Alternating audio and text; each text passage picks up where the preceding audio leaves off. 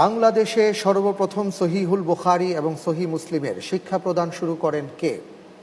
ক হযরত শাহজালাল রহমতুল্লাহ আলাই, খ শাইখুল হাদিস আজিজুল হক রহমতুল্লাহ আলাই, গ শাইখ শরফুদ্দিন আবু তাওয়ামা রহমতুল্লাহ আলাই, ঘ মাওলানা শামসুল হক ফরিদপুরি রহমতুল্লাহ আলাই।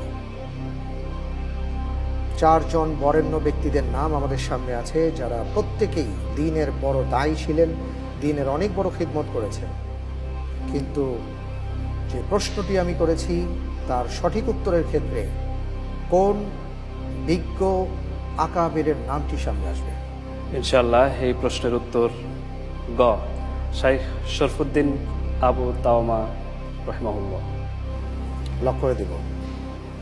ইনশাআল্লাহ লক করে দেয়া হোক। গ শাইখ শরফুদ্দিন আবু তাওয়ামা রাহিমাহুল্লাহ সঠিক উত্তর।